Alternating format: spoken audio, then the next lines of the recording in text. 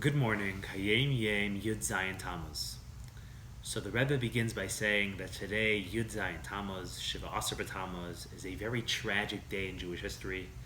A lot of calamities have befallen the Jewish people today, Yud Zayin Tammuz, throughout Jewish history. And because of that, today is a fast day on the Jewish calendar. We fast. And not only do we fast, but in our Shacharis prayers, we add the Slichos prayer, and we say Slichos, and we say the long Avinu Malkeinu because of the fast. Now, there's many reasons why we fast, but the first calamity that really happened on this day is that when the Jews were in the desert, so on Zayin Sivan, Moshe went up to heaven to receive the tablets, to receive the Torah, and 40 days later, he came down on Yud Zayin Tammuz, and he saw that the Jewish people had served the calf, and they had done the golden calf story. And Moshe took the tablets, and he shattered the tablets, he broke the tablets. And since the tablets, the Torah was broken on those days, on today, on Yud Zayin Tammuz, because that's a very, very sad and tragic day, and we fast. Now, then Moshe dealt with the Jews, and then he begged for forgiveness, and when he was done with all that, on Rosh Chodesh Elul, he went up again to heaven to receive the second pair of tablets, and 40 days later, on Yom Kippur, Yud Tishrei, he came down with the second pair of tablets, with the second Torah, so to speak. Now, in today's Hayom Yom, the Rebbe says that in 4 ways, the first set of tablets, the original Torah, was far superior to the second set of tablets. The second set of tablets was like a downgrade from the original plan, the original version. And in 4 ways, we see that the original first tablets were actually superior. So way number 1 that we see they're superior is in the tablets themselves. The original tablets were totally made by the hand of God. They were God-made. God manufactured them, God designed them, and then he just gave them to Moshe to give to the Jewish people. By the second tablets, though, Hashem says to Moshe, you broke the first tablets that I gave you, so you go and make the second ones, cut out the second tablets, and then I'll help you make them. But Moshe basically made those tablets while God made the first set of tablets. The second advantage to the first set of tablets is in the actual words, the actual contents on the tablets. Because there's a pasuk that's describing the first set of tablets, and it says, the tablets were God-made, the writing was written by the hand of Hashem, and the writing was engraved. And the Gemara says, it's not just saying that the writing was physically engraved into the tablets instead of being written with ink.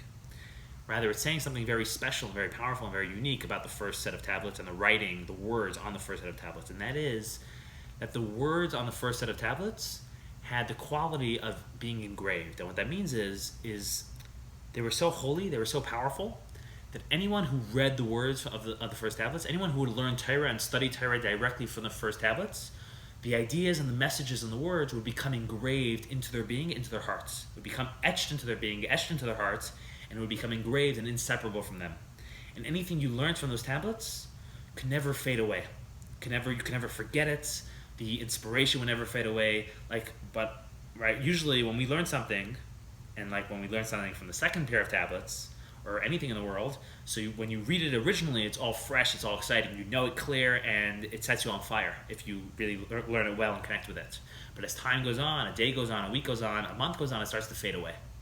As opposed to the first tablets had this quality known as engravement, that anything you learned from them, it never faded. It was always like you just heard it. And that superior spiritual quality only exists in the first tablets that was not given to the second tablets.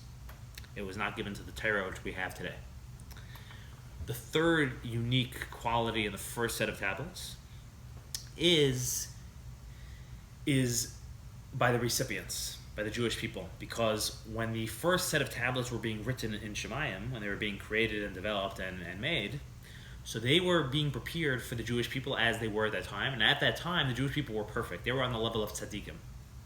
They had just cleaned themselves they're basically a brand new people straight out of Egypt, and they were holy and pure and perfect and all united as one, and Nasa v'Nishma and everything, and they were holding on the level of tzaddikim. And if I want to, let's say, give a class, or somebody wants to give a class, so if their students are of a higher caliber, then they're going to produce much higher level content for them, right? So since the Jews were on the level of tzaddikim, the Torah being prepared for them was an equivalent Torah, was a Torah, a very, very powerful version of the Torah, so to speak. being prepared for tzaddikim. As opposed to by the second giving of the Torah, the second time around, the second tablets, those tablets were being prepared for the Jews as they stood on the level of Bali Tshuva, which is they had fixed their sin, but they were a tier down. They were capable of sin. They had sinned with the golden calf, and now they were on the level of Bali Tshuva. And for the Bali Tshuva, which are weaker students, so to speak, the Torah wasn't as powerfully given. And then the fourth and final quality of the first tablets over the second tablets was with regards to the communicator of the Torah, the giver of the Torah, which was Moshe Rabbeinu. Moshe Rabbeinu is the one who gave us the Torah. And it says by the first tablets, it says, Moshe got a spiritual gift known as the 100 lights. He had 100 very powerful spiritual lights that were bestowed upon him and that he was living with.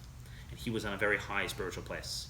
But after the Jewish people sinned with the golden calf, so even though Moshe didn't sin, but he's the leader of the Jewish people and he's responsible for the people, so it says that after they sinned, he lost these 100 spiritual energies, these 100 spiritual lights. And he would only be able to tap into them again every Shabbos. But generally, Moshe lost these 100 lights forever. And he had to give he had to be the giver of the Torah for the second tablets without these 100 lights, without this powerful part of himself. So he was demoted, and he was not as powerful of a Moshe Rabbeinu, so to speak. And those are the four qualities and advantages of the first tablets over the second tablets.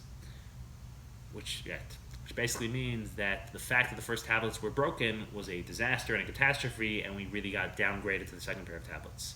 But, says the Rebbe, in truth, nothing really bad happens in the world. When it looks like something's bad's happening, it's only because Hashem will sometimes break down a building to build up an even nicer building. So right after the destruction, it looks like a disaster. As the closer you are to any bad event in our lives, it seems like a disaster. The further we get, and the closer we get to the ultimate product, which is why we're going through this crisis or this difficulty or through this destruction, we start to realize the real good in this event. And the Rebbe basically says that, in truth, the breaking of the tablets, which led to the second tablets, is actually, in truth, not a bad event. It's actually a very good event, and positive things came out of it. And that's why the 17th day of Tammuz is actually the numerical equivalent of the word Tov. It's a good day. It's a Yom Tov. It's actually very positive. Because the second tablets have certain very positive qualities which were not in the first tablets. And in fact, there's two main qualities in the second tablets over the first tablets. And quality number one is in what was given, or the Torah that was given together with these tablets. So when the first tablets were given, so the Torah that was meant to be given together with it was just the Chamishi Chumshei Torah, the Chumash, and the first book of Nach, Yehoshua. That was all it was meant to be given. But once Hashem broke that and gave us the second pair of tablets, so together with the second pair of tablets, all of Torah was given to us, all of Torah Shabbat Peh. The Midrashim, the Aggados, Gemara, Halacha, all of Torah Shabbat Peh essentially was given together with the second tablets. And just anyone who learns Chassidus would know that Torah Shabbat Peh versus Torah Shabbat Ksav, so Torah Shabbat Peh is synonymous with Baal Tshuva energy, with feminine energy, with Galus energy, essentially with Mashiach energy. Which, and that's what Torah Shabbat Peh is, and we were zeichet to get, Torah Shabbat Peh, we were zeichet to get a lot of comments, a lot of Torah.